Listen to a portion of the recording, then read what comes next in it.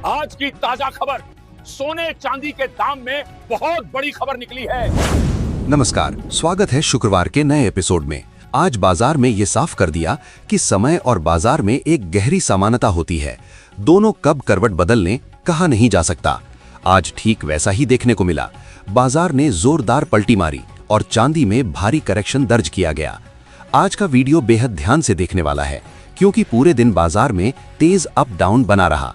Video शुरू करने से पहले अगर आपने हमारे चैनल को सब्सक्राइब नहीं किया है तो कर लीजिए और कमेंट करके जरूर बताएं आप ये वीडियो कहां से देख रहे हैं और आपके शहर में सोने का आज का ताजा भाव क्या है। जैसा कि हमने आपको कल और परसों लगातार आगाह किया था कि बाजार ओवरबॉट जोन में है और बड़ी गिरावट का खतरा बना हुआ है, आज वही आशंका सच होती दिखी। जो लोग कल तक चांदी खरीदने के लिए उत्साहित नजर आ रहे थे, आज की खबर उनके लिए झटका लेकर आई है। शुरुआत करते हैं आज की सबसे बड़ी खबर से, यानी चांदी की भारी गिरावट से। आज चांदी सिर्फ 5,000 नहीं बल्कि इंट्राडे में 11,000 रुपए तक टूट की नजर आई। बाजार में चांदी की कीमतों में तेज गिरावट ने सभी को चौंका दिया। भारतीय सराफा बाजार में आज चांदी का भाव गिरकर 2,52,000 रुपए प्रति किलो पर आ गया। वहीं MCX बाजार में चांदी 11,000 रुपए की गिरावट के साथ 2,04,600 रुपए के निचले स्तर तक पहुंच गई थी। अब सवाल उठता है कि आखिर आज बाजार में अचानक इतनी बड़ी गिरावट क्यों आई। इसके पीछे 3 बड़े कारण माने जा रहे हैं, जिनकी चर्चा कम ही की जा रही है। पहला और सबसे अहम कारण है BCOM rebalancing. Bloomberg commodity index यानी बीकॉम हर साल अपने पोर्टफोलियो का बैलेंस करता है।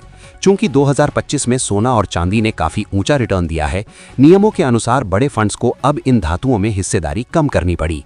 सिटी बैंक की रिपोर्ट के मुताबिक आज बाजार में करीब 6.8 बिलियन यानी लगभग 56,000 करोड़ की बिकवाली दर्ज की गई।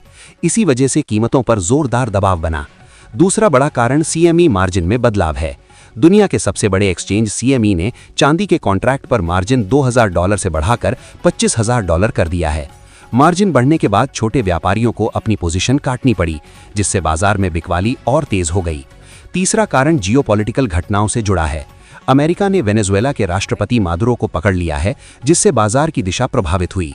शुरुआत में माना जा रहा था कि इससे तेल महंगा होगा और सोने को सपोर्ट मिलेगा, लेकिन इसके बाद ट्रंप ने ऐलान किया कि वेनेजुएला का तेल बेचकर वैश्विक स्तर पर तेल सस्ता किया जाएगा। तेल सस्ता होने का मतलब महंगाई में कमी माना जा रहा है। जब महंगाई घटती है तो सोने की मांग पर दबाव आता है और इसी सोच ने आज सोने की कीमतों को प्रभावित किया। अब बात करते हैं सोने की।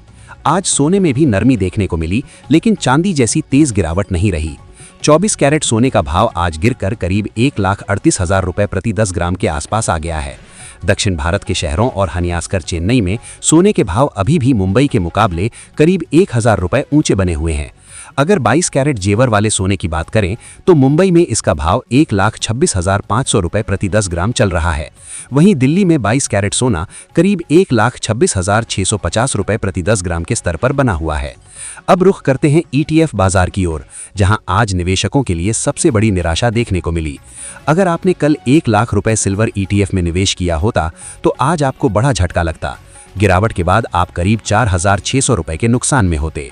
आज चांदी के ETF में औसतन 4.60% की भारी गिरावट दर्ज की गई, जिससे निवेश की वैल्यू घटकर 95,400 रह गई। कोटक और HDFC सिल्वर ETF में तो लगभग 5% तक की गिरावट देखने को मिली है। दूसरी ओर गिरते बाजार में गोल्ड ETF ने निवेशकों को तुलनात्मक सुरक्षा दी।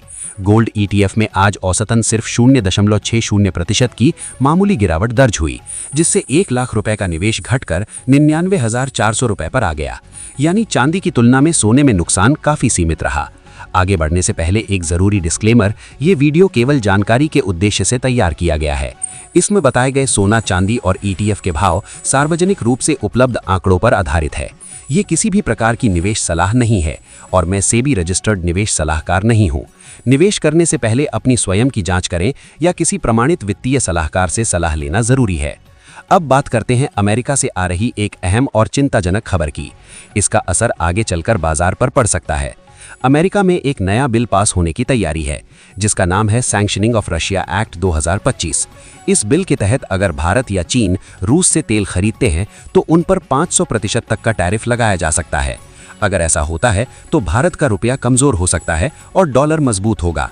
जब रुपया कमजोर होता है तो भारत में सोने के भाव अपने आप बढ़ जाते हैं, चाहे अंतर्राष्ट्रीय बाजार में कीमतें गिरें या बढ़े। इसी वजह से एक्सपर्ट्स का मानना है कि मौजूदा गिरावट लंबी नहीं टिकेगी और ये कुछ दिनों की मेहमान हो सकती है।